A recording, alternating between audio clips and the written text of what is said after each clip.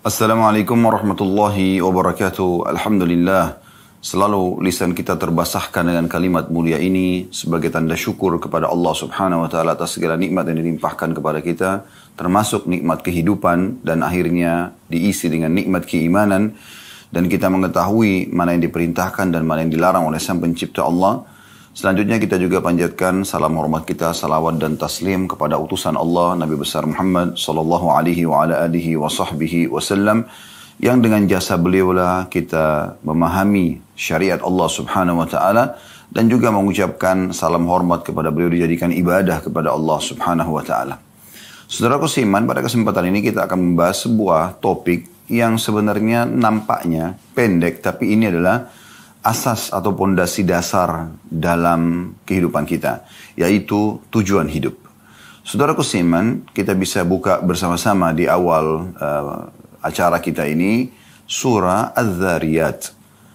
Ini biar Al-Quran yang menjawab judul kita ini supaya lebih jelas, dan dari situ insya Allah kita akan jabarkan panjang lebar. Surah Az-Zariyat, surah nomor 51 di ayat 56-nya. Di situ Allah Subhanahu wa taala berfirman yang memberikan gambaran tentang judul ini, dan surah atau ayat inilah yang menyebabkan kami memilih juga judul ini. Allah berfirman, "Wa ma khalaqtul jinna wal insa illa liya'budun." Aku tidak ciptakan jin dan juga manusia kecuali untuk mengabdi, menyembah, patuh kepadaku. Jadi teman-teman sekalian, sebagai seorang muslim, kita sudah yakin tentang makna kalimat La ilaha illallah.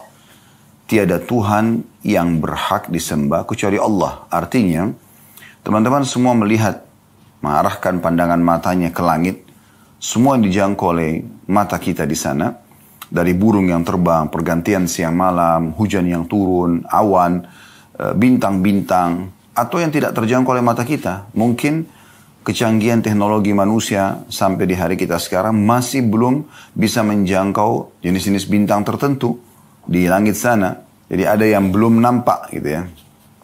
Kemudian juga di bumi, apapun yang nampak, seperti misalnya yang nampak seperti manusia, kita sendiri ya, manusia ini sendiri. Dari beragam macam paras wajah, postur tubuh, kemudian bahasa, kebiasaan, ya, tradisi, dan populasi manusia, interaksi satu sama yang lain di antara mereka. Kemudian juga tumbuh-tumbuhan, dari rumput yang kecil sampai pohon beringin yang besar, dengan beragam macam bentuknya, ya, sifat-sifatnya. Kemudian juga hewan-hewan dengan berbagai macam jenisnya, nampak dengan jelas di depan mata kita. Apalagi dengan teknologi yang ada sekarang, kita bisa melihat semua jenis hewan yang ada di hutan, di lautan, diangkat, divideokan, dan kita bisa melihat mereka semua. Walaupun mungkin belum semua terjangkau, tapi kita bisa lihat dari semut yang kecil sampai gajah yang besar, dari ikan yang kecil sampai ikan yang besar, dari burung-burung yang kecil sampai burung yang besar. Jadi semua bisa nampak. Kemudian juga air, ya, yang kita bisa gunakan setiap harinya, api, udara, ya. Ada juga yang tidak nampak dengan mata kita. Udara pun termasuk yang tidak nampak, ya. Yang tidak nampak seperti misalnya, ya, jin, manusia, partner daripada manusia yang Allah ciptakan, tapi memang manusia Allah tidak nampakkan pada manusia. Kemudian semua perasaan-perasaan yang kita rasakan, rasa suka, rasa sedih, ya, senang, ya, gembira, ngantuk, ya, lapar, haus, semua ini tidak nampak, tapi kita bisa rasakan, ya. Semua itu, teman-teman sekalian, kembali kepada satu makna atau satu kalimat, masuk dalam satu kalimat yang selama ini umat Islam selalu ikrarkan dan juga yakini. Bahkan dengan kalimat ini seseorang bisa dianggap masuk ke dalam agama Islam, yaitu La ilaha illallah. Tiada Tuhan yang berhak disembah kecuali Allah. Artinya semua di langit dijangkau oleh tidak dijangkau oleh mata kita. Semua di bumi, semua di kedalaman lautan dijangkau oleh tidak dijangkau oleh mata kita. Kata kuncinya, tidak ada penciptanya, tidak ada pemiliknya, tidak ada yang mengurus, tidak ada yang mengawasi, kecuali Allah Subhanahu wa ta'ala. Oleh karena itu seorang muslim selalu kembali kepada satu Tuhan ini. Ya, satu Tuhan ini.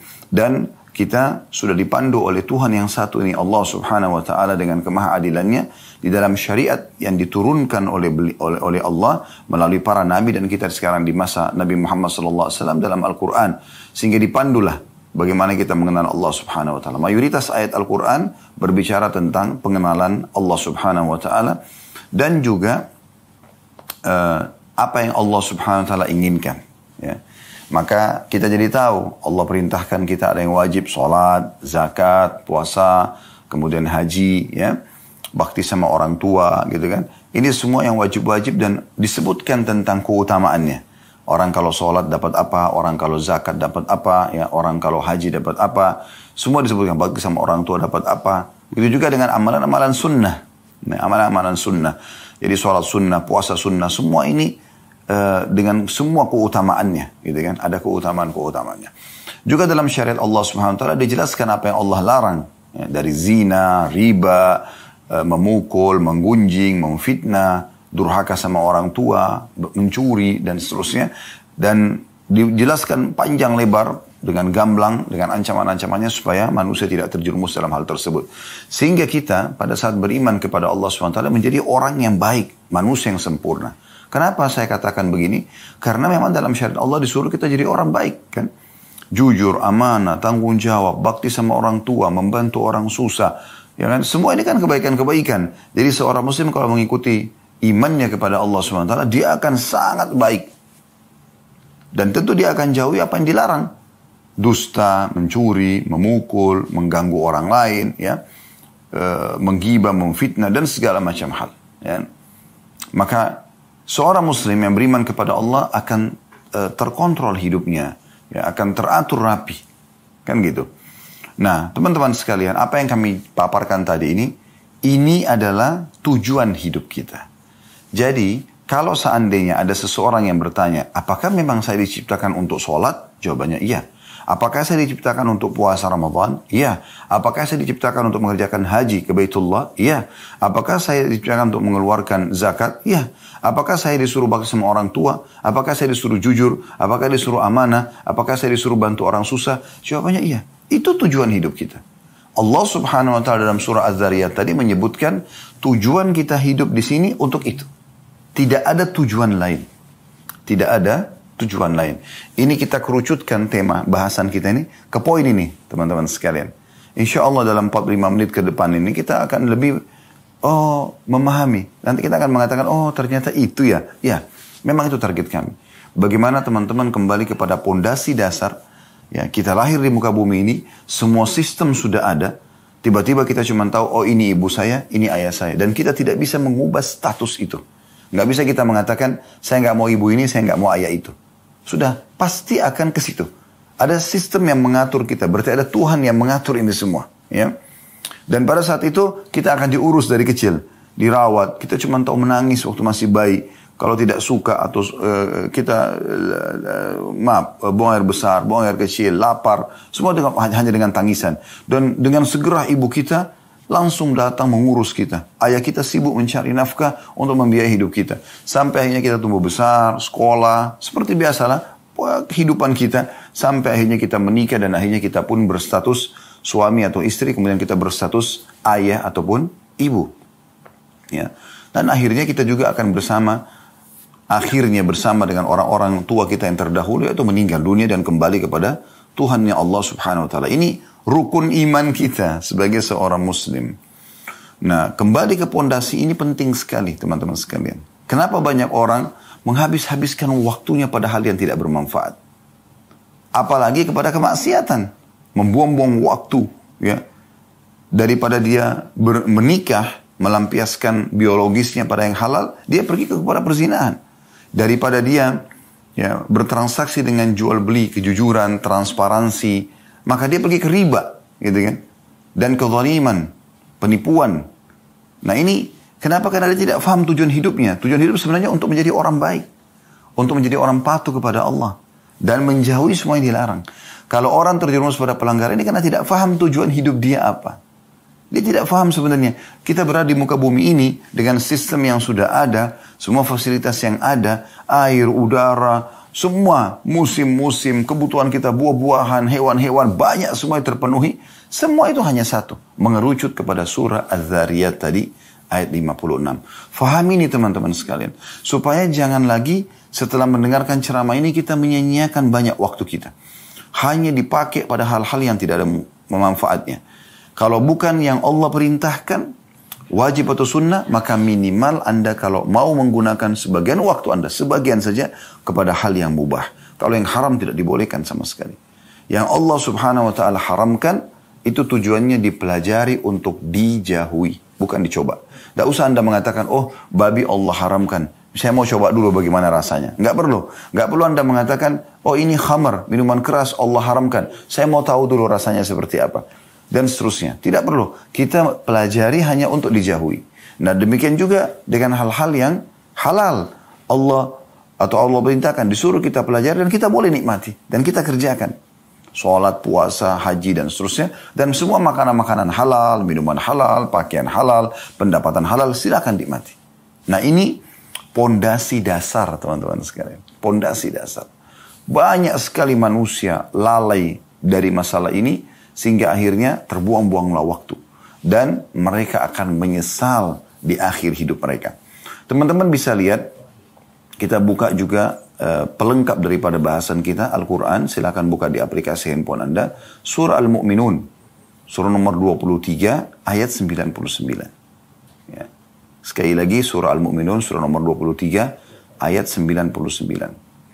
Di situ Allah subhanahu wa ta'ala menjelaskan tentang bagaimana nanti orang-orang yang tidak mengetahui tujuan hidupnya, mereka kufur kepada Allah subhanahu wa ta'ala, mereka menghabiskan waktunya selama di dunia yang sangat terbatas, 60-70 tahun setelah itu mereka akan meninggal juga. Sebagaimana para penghuni kuburan, kalau Anda lewat di kuburan, Anda akan lihat itu adalah gundukan tanah dan juga batu nisan. Tapi sadar gak kita, kalau di dalamnya ada manusia seperti kita, bahkan mungkin lebih cantik, lebih gagah, lebih kaya, lebih berprestasi, tapi toh juga masuk ke dalam kuburan. Bukan cuma mereka, para nabi-nabi pun merupakan utusan Allah juga masuk ke dalam kuburan. Mereka dikuburkan. Kita pun akan seperti itu. Jangan nanti di saat malaikat maut datang mencabut ruh kita, dan kita sudah dibungkus dengan kain kafan, dimandikan oleh orang-orang terdekat kita yang kita tidak bisa memprotes mereka sama sekali. Mereka tinggal membungkus kita lalu membawa kita ke kuburan. Dan sesuai dengan sabda Nabi SAW, kalau anak Adam meninggal dunia akan ikut ke kuburan 3. Akan ikut keluarganya, akan ikut hartanya, dan akan ikut amalnya. Serta akan pulang 2. Yang pulang adalah keluarganya. Secinta-cinta Anda kepada suami, secinta-cinta Anda kepada istri, secinta-cinta Anda kepada anak, anak kepada orang tua, dan siapalah sahabat dengan sahabatnya, mereka paling lama di atas liang lahat itu setengah jam. Setengah jam, mungkin 1 jam paling lama. Tidak akan pernah ada seorang ibu pun yang sangat cinta dengan anaknya, ayah cinta sama anaknya, suami atau istri cinta satu sama yang lain, atau sahabat sama sahabatnya nginap di kuburan itu, tidak ada. Sudah menjadi sistem yang Allah buat, pasti mereka pulang. Walaupun mereka sedih, tapi mereka tidak akan temani kita di sana. Yang kedua, harta. Semewah apapun mobil yang teman-teman miliki, hanya akan parkir di pagar kuburan. Tidak akan masuk ke liang lahat. Juga kalau mobil Alphard Anda, Ferrari Anda dimasukkan ke liang lahat, mau diapakan? Mobil nggak dipakai di kuburan. Kan gitu. Maka semua ini akan pulang. Kerabat Anda akan beraktivitas mengisi sisa umur mereka, tinggal mereka lakukan isi dengan kebaikan atau keburukan, itu tergantung. Kemudian harta Anda akan dibagi menjadi warisan. Yang tinggal bersama Anda apa? Yang ketiga, yaitu amal. Nah yang selama ini teman-teman tidak fahami tujuan dari hidupnya, untuk sholat, untuk puasa, untuk segala macam, di saat itu mereka menyesal. Coba seandainya. Nah perhatikan tadi surah Al-Mu'minun kita bacakan, ya. Allah subhanahu wa ta'ala berfirman, qala rabbirji'un. Orang-orang nanti yang kafir, ya, yang kufur kepada Allah, orang-orang yang tidak pernah mengisi dengan amal saleh, ya.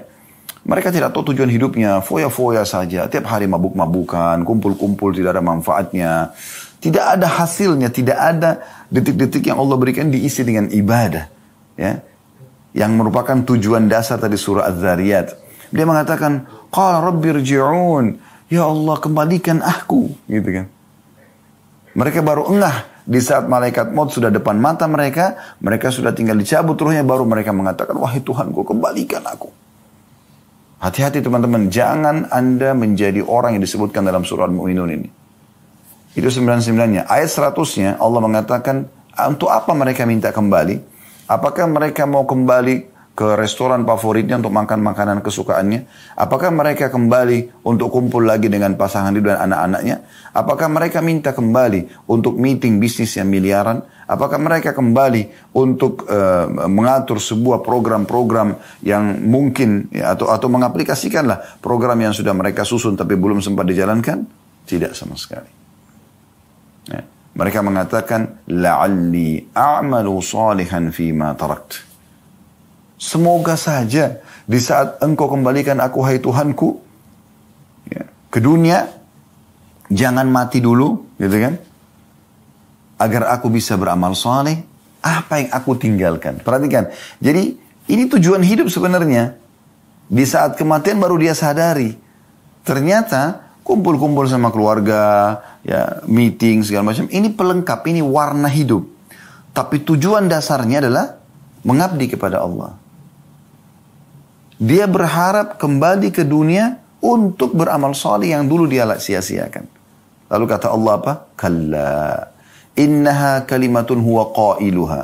Nggak mungkin, kata Allah. Itu hanya perkataan yang terucapkan di lisan. Wa min waraihim barzahun ila yaumi yub'atsun. Dan di belakang mereka ada barzakh, kehidupan barzakh, ada dinding pemisah antara mereka dengan dunia. Mereka nggak bisa lagi. Nggak ada lagi kuburan terbuka, orang yang mati bisa keluar beraktivitas lagi seperti kita, nggak ada lagi. Ya. Dan tidak ada itu yang sering digambarkan, maaf, di sinetron-sinetron kita, sebagian sinetron pocong bisa keluar, kuburan terbuka, lalu mengganggu orang atau keluar, itu tidak ada lagi. Mustahil. Kalau itu terjadi, maka mungkin setiap kita akan diketuk rumahnya oleh orang tua yang sudah meninggal. Man. Atau tetangganya. Tapi tidak ada dalam Islam semua itu. Itu perusakan akidah yang harus diluruskan, ya. Jadi teman-teman sekalian, orang baru menyadari di saat dia meninggal, oh ternyata ini tujuan saya hidup. Ya. Sekarang saya kasih contoh rasional. Kalau teman-teman, misal kita anggap di titik ini, tiba-tiba ada malaikat maut di depan mata kita. Dan itu pasti terjadi, demi Allah akan terjadi teman-teman. Saya bukan menakut-nakuti, tapi kita pasti akan begitu. Saya atau Anda lebih dulu, kita semua sedang menuju ke liang lahat kita.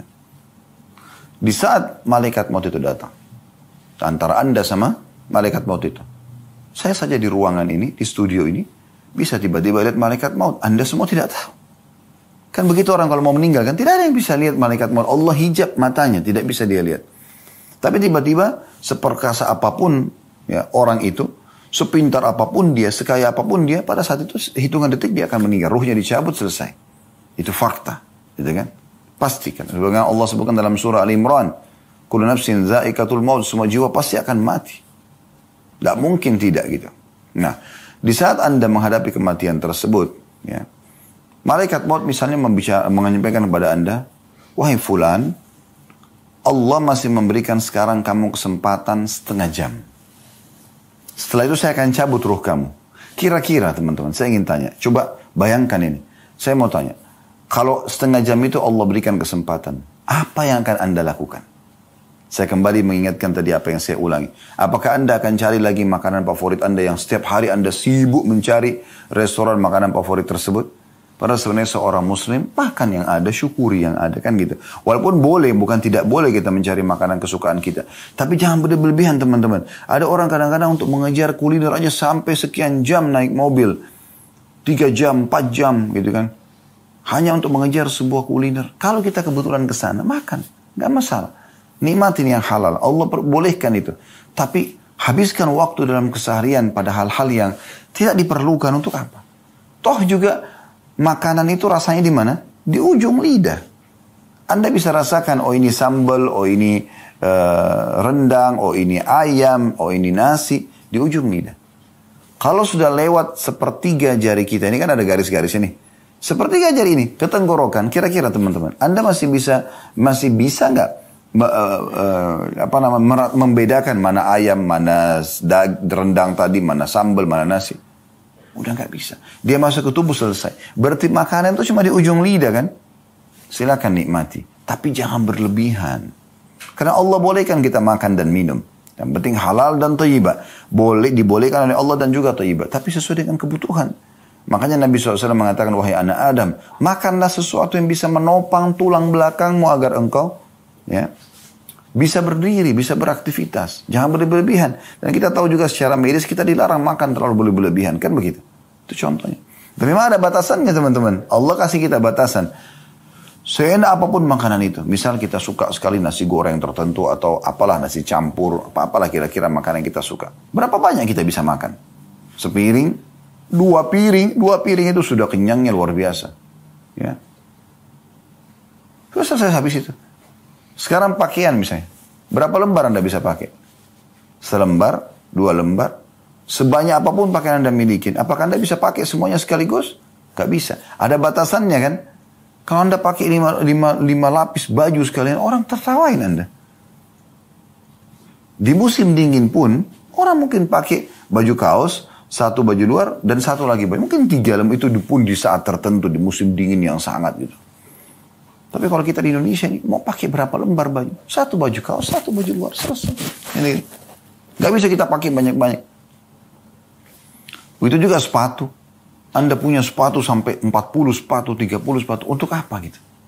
Oh, Anda pakai 1, 2. Kecuali mau untuk kebutuhannya ya. Misalnya ada untuk olahraga, ada untuk aktivitas, ada untuk ini. Bisa 3, 4, mungkin 5 orang. Tapi ada orang subhanallah punya koleksi sepatu. Buat sekarang banyak. Harganya mahal-mahal. Ya mungkin kalau digabungin bisa bangun 1 masjid buat amal soleh dia. Mohon maaf, saya bukan menyinggung siapapun karena saya tidak tahu siapa saja yang hadir di sini. Cuman saya coba mengajak Anda berpikir di waktu-waktu yang sempit kita ini, hanya sekitar 45 menit kita menyampaikan pesan-pesan ini, supaya kita merenungi sama-sama. Berarti saya tidak boleh pakai sepatu bermerek Ustaz? Boleh. Boleh, tapi jangan berlebihan. Saya tidak boleh makan makanan enak Ustaz? Boleh. Cari restoran terbaik, tapi jangan berlebihan. Gitu. Boleh saya tidak boleh pakai pakaian yang bermerek? Boleh, tapi jangan berlebihan. Jangan menjadikan target utama. Contoh misal pecinta-pecinta dunia ini, kalau dia mau makan di satu restoran. Lalu kebetulan dia pergi ke sana, tutup restorannya. Kecewanya luar biasa, sampai menjadi bahan cerita mungkin seminggu dengan teman-temannya. Kenapa akhi dan ukhti? Hanya karena tidak bisa makan di situ? Baik, nanti kita bisa makan. Oh, saya kemarin ke restoran sana tuh nggak dapat, tutup, sayang bener. Loh kenapa? Mau beli baju ternyata bajunya habis, kehabisan stok. Oh, itu baju merek bagus gini, saya mau. Akhi dan ukhti, mudahkan kehidupanmu. Bukan itu tujuan utama. Tujuan hidup bukan itu. Justru kamu harus merasa sedih di saat kamu tidak sempat sholat subuh, tidak sempat sholat duhur, asar, maghrib, isya, atau telat dari waktunya. Karena sholat kan harus tepat waktu, tepat gerakan, dan tepat bacaan. Kan ini 3 khusyuk ini. Ya. Ada yang lupa di sini, Anda sedih. Ini wajar Anda sedih. Bayangkan teman-teman, Nabi SAW mengatakan, rak'atai fajr khairu minad dunya wa ma fiha. 2 rakaat sholat sunnah fajr lebih baik daripada dunia dan seluruh isinya. Coba, itu nilai. Kenapa Nabi SAW mengatakan lebih baik daripada dunia dan seluruh isinya? Karena memang itu yang kita butuhkan di kuburan kita. Itu yang kita butuhkan di akhirat kita. Semua ini dunia cuma pernak-perniknya. Kan gitu. Maka jangan berlebihan. Jangan keluar dari tujuan hidup kita yang sebenarnya. Ya. Lalai. Bahkan ada orang disayangkan sekali sudah sampai pada umur tua pun. Di atas 40 tahun itu sudah harus ada peringatan-peringatan yang luar biasa. Itu masih saja lalai. Bahkan ada yang baru terjerumus ke dalam banyak pelanggaran di umur-umur seperti ini. Padahal sebenarnya mereka harus, ini sudah waktu warning ini, peringatan di sini. Gak bisa lagi kita macam-macam. Ya. Udah harus kita sadari kesalahan-kesalahan masa lalu. Kita mohon ampun kepada Allah. Kembali kepada Allah SWT. Tidak boleh disia-siakan, tidak boleh salah dalam masalah seperti ini. Nah, ingat teman-teman, di saat kita meninggal dunia, semua urusan pernak-pernik ini hanya akan menjadi pembicaraan orang. Dan itu pun hitungan hari. Misal orang mengatakan, oh itu bajunya dia. Yang dulu kita kejar-kejar tuh, oh itu bajunya si fulan atau fulana. Oh itu sepatunya, oh itu tasnya, oh itu mobilnya, oh itu rumahnya, oh itu anaknya, oh itu suaminya, oh itu istrinya, oh itu orang tuanya, oh itu tetangganya. Setelah itu, selesai. Apa manfaatnya buat orang yang sudah meninggal? Gak ada. Kenangan saja. Yang selama ini kita jor-joran, saling bersaing, sombong-sombongan, ya. itu ternyata cuma jadi kenangan. Setelah itu akan dipakai oleh orang lain. Mungkin dibagikan kepada orang lain. Sebagian harta kita dijual, dibagi warisan. Anak-anak kita pun akan memberikan kebutuhan-kebutuhan mereka. Selesai. Jadi sudah hitungan hari. Setelah itu orang sudah tidak lagi mengatakan, oh ini simpan, ini bajunya si dia nih. Simpan, nanti mungkin satu waktu dia hidup lagi bisa pakai. Nggak ada begitu. Nggak ada. Nah, yang kita titik beratkan teman-teman sekalian, tujuan hidupmu, hai saudaraku. Beribadah kepada Allah. Meeting berapa miliar pun, berapa triliun pun, tinggalkan untuk sholat. Maaf, saya sholat. Bilang kepada orang-orang yang hadir di situ. Yang muslim ajak sholat. Yang kafir, izin sama mereka baik-baik. Lalu kita akan kembali setelah sholat. Sholat itu 5 menit. Absen kepada Allah. Ya Allah, baik saya hadir. Allah panggil, hayya ala sholat. Ayo sholat. Hayya ala falah. Ayo menuju kepada kemenangan. Allah kasih kita gambaran, panggil, absen. Kata Salamah bin Dinar, rahimahullah, seorang ulama tabi'in. Usahakan dimanapun Allah menginginkan kau hadir, kau ada di situ yang pertama. Sholat, zakat, Ramadan, kamu yang pertama, di saat pertama.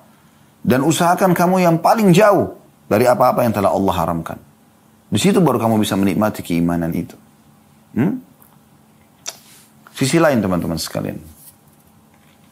Ada juga ya, pelengkap dari surah Al-Mu'minun ini, ada surah Al-Munafikun. Ayat terakhirnya. Di situ juga orang-orang ada yang menyesal, gitu kan. Surah Al-Munafikun ini jelas Anda tinggal cari di daftar isi. Lihat di akhir-akhir ayatnya.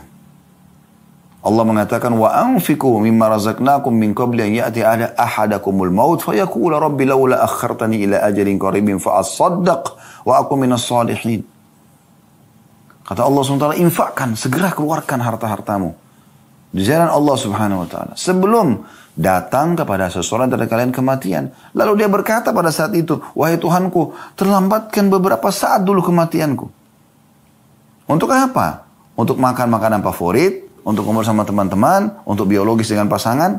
Nah, fa'as-saddaq, agar aku bisa bersedekah. Wa aku minas salihin, dan aku menjadi orang-orang saleh. Tapi Allah mengatakan, wala yuakhirallahu nafsan idza jaa ajaluha. Allah khabirun bima ta'malun. Allah tidak akan pernah menerlambatkan ajal seseorang kalau datang, dan Allah akan memberitahukan apa yang kalian kerjakan. Akhir surah Al-Munafikun. Ini pelengkap tadi yang surah Al-Mu'minun ayat 99 sampai tadi 101 gitu kan. Jadi teman-teman sadari poin ini. Tujuan kita mengadakan taklim Zoom ini pada waktu ini, dan Anda pun meluangkan waktu, saya meluangkan waktu, mungkin kita punya aktivitas yang lain. Semua tidak ada lain kecuali untuk menyadari tujuan hidup kita apa. Dan tidak ada yang bisa menyelamatkan diri kita kecuali kita sendiri, teman-teman sekalian. Allah Subhanahu wa taala mengingatkan dalam Al-Qur'an, "Innallaha la yughayyiru ma biqaumin hatta yughayyiru ma bi anfusihim." Allah tidak akan mengubah nasib satu kaum sampai mereka mengubah nasib mereka sendiri. Kalau Bapak Ibu tidak segera menyelamatkan dirinya, menyadari masalah ini, maka pastikan teman-teman sekalian, kalau Anda akan menyesal nanti di akhir ajal nanti.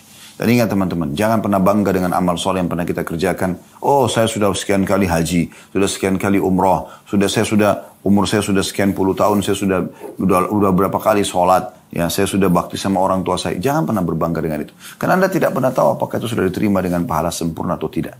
Oleh karena itu kita selalu disuruh berbuat amal soleh setiap hari selama ajal kita belum datang. Kenapa teman-teman kita selalu sholat tiap hari? Kenapa kita selalu baca bismillah setiap kali mau makan dan minum? Kenapa enggak sekali seumur hidup saja? Karena memang kita butuh memperbanyak amal soleh tersebut, dan kita bersaing di situ untuk mendapatkan derajat tertinggi di surga nanti, di akhirat nanti.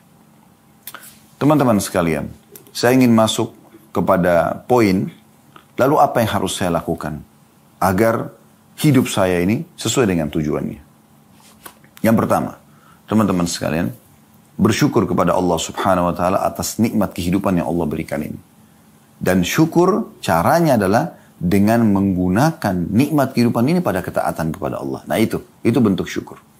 Dan tidak masuk akal teman-teman sekalian, orang yang bersyukur kepada Allah dia gunakan untuk bermaksiat. Kan gitu. Anda kalau diberikan kebaikan, ada jasa dari seseorang yang lain, tidak masuk akal kalau Anda balas dengan kejahatan kan. Harusnya Anda balas dengan kebaikan. Ya, Anda berterima kasih pada dia, Anda memuji-muji dia, Anda membalas mungkin ya dengan kebaikan-kebaikan. Nah, tanpa menyamakan Allah dengan makhluknya, kita harusnya begitu. Tanda syukur kita kepada Allah harusnya kita gunakan di atas ketaatan kepada Allah subhanahu wa ta'ala. Ada statement yang menarik ya, dari Ibnu Qayyim rahimahullah. Beliau mengatakan, asyukur zuhur athar ni'matillahi ala lisan abdihi thana'an wa'tirafan. Syukur itu, ya, itu adalah nampak dari lisan seorang hamba sebagai bentuk bekas nikmat Allah dengan puji-pujian dan mengakui sebagai nikmat. Wa ala qalbihi syuhudan wa mahabbah, dan dalam hatinya ada kesaksian kalau ini memang nikmat dari Allah, dan juga mencintai pemberi nikmat itu. Wa ala jawarihi inqiyadan wa ta'ah, dan anggota tubuhnya itu menunjukkan tentang bagaimana dia tunduk dan patuh kepada Allah subhanahu wa ta'ala. Jadi tidak masuk dalam syukur itu teman-teman kalau orang itu justru melakukan kemaksiatan kepada Allah. Dan sederhana, teman-teman faham gak atau sadari gak? Maaf, saya bukan menggurui. Kalau ibadah itu punya kenikmatan. Dulu di majelis ilmu seperti ini dengarkan ceramah itu punya kenikmatan. Kenapa Anda tidak lakukan setiap hari? Kenapa hanya 45 menit atau 1 jam? Tentu waktu kita sekarang segitu. Tapi Anda bisa ulangin kan? Di playlist YouTube kami, kalau Anda datang ke channel YouTube kami, Khalid Basarma Official, ada playlistnya. Setelah beranda, ya, ada home itu, kemudian ada playlist. Anda klik, ada 25 lebih ya, seingat saya kajian kitab di sana. Anda bisa privat bersama kami. Anda tinggal pilih kitab mana, ya. Dan kitab yang paling mahal itu 150.000 rupiah saja harganya, Minhajul Muslim. Itu 1000 lembar. Semua sudah kami bedah kecuali ya bab warisan saja. Anda bisa ikutin setiap hari Anda dengarkan. Hari Senin misalnya Anda jadwalkan untuk belajar Minhajul Muslim. Hari Selasa Anda ingin belajar hadis, ada Sahih Targhib Tarhib, ada Riyadhus Shalihin, ada Sahih Hadis Qudsi. Ada banyak pilihannya ya. Ada Bulughul Maram, itu fikih hadis ya. Kemudian juga hari Rabu misalnya Anda mau belajar ya, dosa-dosa besar, ada Al-Kabair. Sudah 140 lebih dosa-dosa besar yang kita sudah bahas gitu kan. Dari durhaka sama orang tua, berbuat syirik, membunuh, berzina, riba dan seterusnya. Banyak di situ Anda bisa dengarkan. Kurikulumkan sehingga nanti Senin depan Anda cuma kembali kepada Minhajul Muslim. Hari Selasa Anda cuma kembali kepada kajian kitab hadis. Ya, Selasa depan. Hari Rabu Anda cuma mendengarkan dosa-dosa besar. Hari Kamis misalnya Anda mau belajar masalah rumah tangga. Kami ada bedah buku Mahkota Pengantin. Ada juga bedah buku lanjutannya Begini dan Mendidik Anak dalam Islam.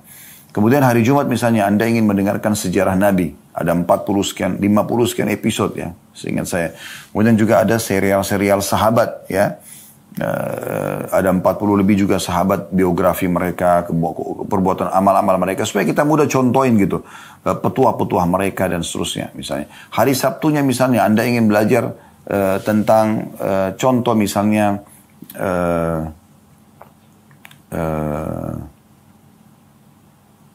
materi umum ya, seperti tablik akbar ya, seperti contoh materi-materi tazkiyatun nafs ya, pensucian jiwa. Kami ada bahasan banyak sekali tentang sabar, tentang syukur, ya, tentang tawakal. Ya. Ada juga di khutbah-khutbah Jumat, yang ada kumpulan khutbah Jumat.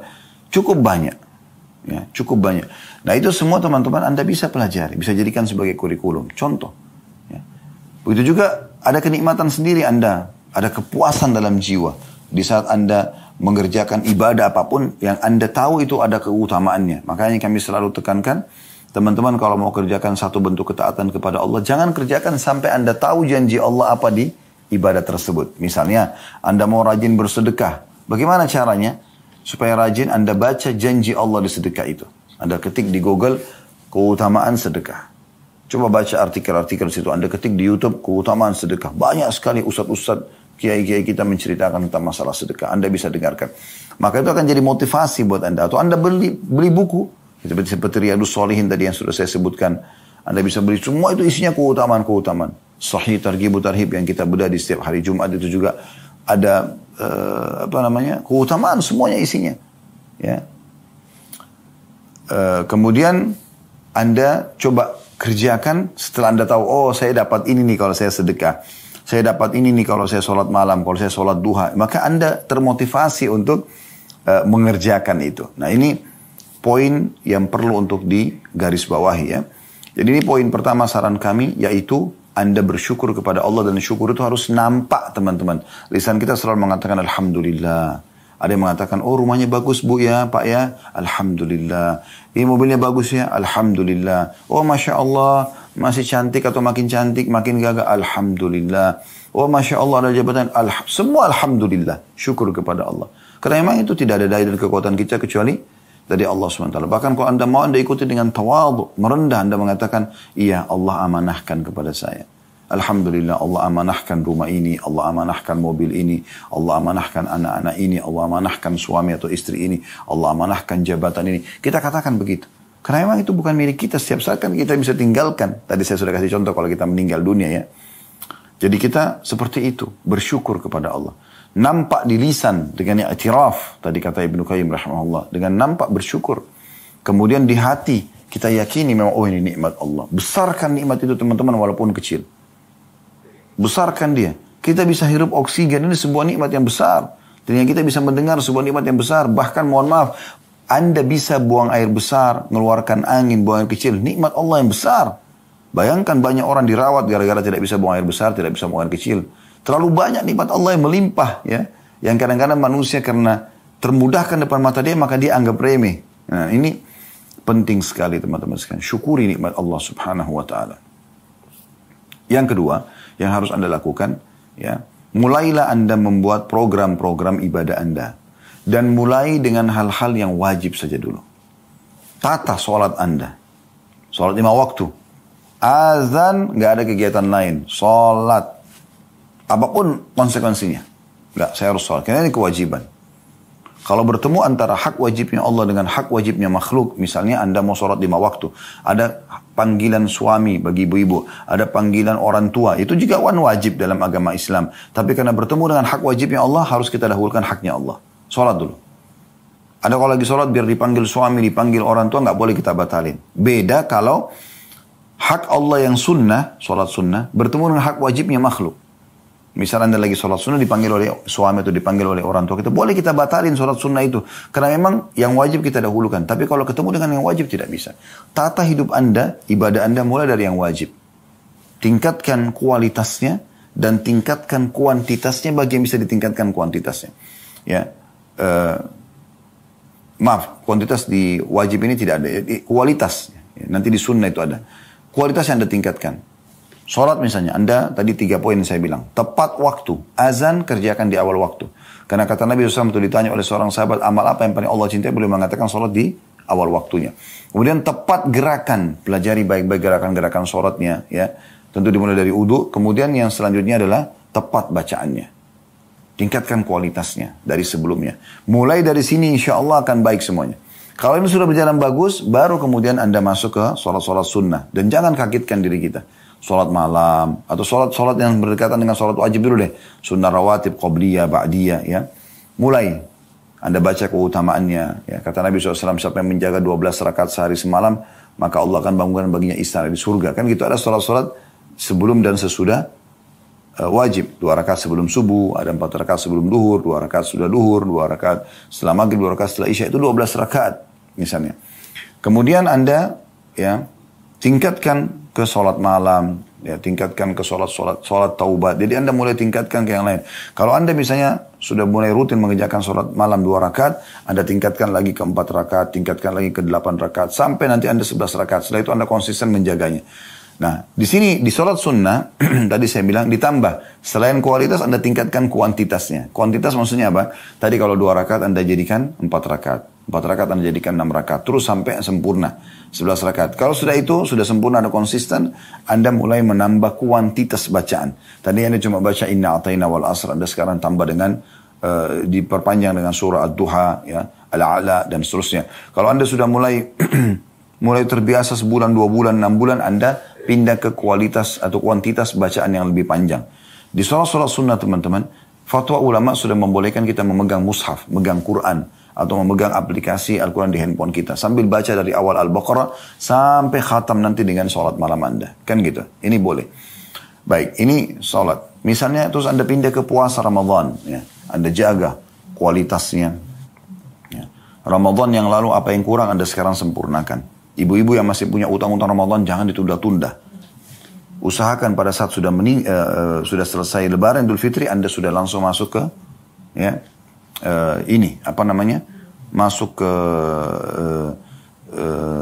kalau Anda sudah kerjakan puasa Ramadannya, Anda mungkin ada hal-hal yang, utang Ramadan tadi, kalau Anda punya utang, dulunya Anda suka tunda-tunda sampai menjelang Ramadan akan datang, sekarang Anda kerjakan lebih cepat. Ya. Begitu selesai Lebaran, Anda sudah langsung bayar utang Anda, tanpa Anda utang, supaya kalau Anda meninggal, tidak ada beban, gitu kan. Kemudian kalau sudah Anda mulai pindah ke puasa-puasa sunnah, Senin, Kamis, Ayyamul Bid, ya. Anda coba lakukan, tingkatkan. Ini harus Anda sendiri yang lakukan. Betul juga dengan zakat, setahun sekali. Baik, ada zakat, ada sedekah. Kalau sedekah setiap hari kita dianjurkan. Ada haji, sekarang setahun sekali. Ya kan? Dan ada umrah yang bisa kita kerjakan sepanjang tahun. Maka ini semua buat program hidup Anda, mulai dari yang wajib, kemudian Anda sempurnakan dengan yang sunnah. Yang ketiga teman-teman sekalian, jauhi semua kemaksiatan. Tutup semua keran-kerannya. Dimulai dari yang wajib. Dimulai maksudnya yang haram. Ya, dimulai dari yang haram. Ya, ini harus difahami baik-baik. Jadi, apapun yang haram Anda tinggalkan. Tidak boleh sama sekali Anda biarkan pintu terbuka. Masa lalu biarkan berlalu. Setelah taklim ini tidak boleh lagi. Begitu juga nanti kalau sudah Anda maksimal meninggalkan yang haram, Anda pindah ke yang makruh. Makruh pun jangan dikerjakan. Karena memang kedua hal ini dilarang dalam agama. Walaupun makruh tidak berdosa kalau dikerjakan. Tapi tinggalkan. Minum berdiri, makan berdiri, kan itu semua makruh hukumnya. Tapi usahakan tinggalkan supaya nanti lama-lama Anda kan menuju kepada kesempurnaan apa merupakan tujuan hidup Anda. Dan yang terakhir teman-teman, yang keempat, banyak berdoa kepada Allah Subhanahu wa taala. Banyak berdoa kepada Allah Subhanahu wa taala, dan ingat berdoa ini harus diikutkan juga dengan ada poin kelima sih ya. Setelah berdoa kepada Allah Subhanahu wa taala, yang kelima itu komunitas. Komunitas kita harus komunitas yang baik, yang sehat. Karena kalau kita berteman dengan 10 orang yang jauh dari agama, kita akan terpengaruh. Kita berteman dengan 10 orang penghafal Quran, kita juga akan terpengaruh. Jadi hati-hati. Hati-hati sekali. Kata Nabi SAW, Al-maru ala dini khalili. Seseorang sesuai dengan agama temannya atau lingkungannya. Falyandur ahadukum ila man yukhalil. Maka harus kalian melihat siapa yang kalian jadikan sebagai teman kalian. Jadi pilihlah teman-teman yang bisa memberikan kita motivasi untuk selalu beriman kepada Allah di dunia, beramal soleh, bersaing dalam masalah itu, dan di akhirat dia bisa memberikan syafaatnya. Bukan justru orang di dunia menyesatkan kita, di akhirat malah bisa menarik kita ke api neraka. Wa na'udzubillah. Semoga bermanfaat dan semoga Allah SWT menyatukan kita di surga Firdausnya tanpa hisab sebagaimana disatukan dalam majelis ilmu yang mulia ini. Dan kalau ada benar pasti dari Allah Subhanahu wa taala, kalau salah dari saya teman-teman sekalian mohon dimaafkan. Subhanakallahumma bihamdika asyhadu an la ilaha illa anta astaghfiruka wa atubu ilaik. Wassalamualaikum warahmatullahi wabarakatuh.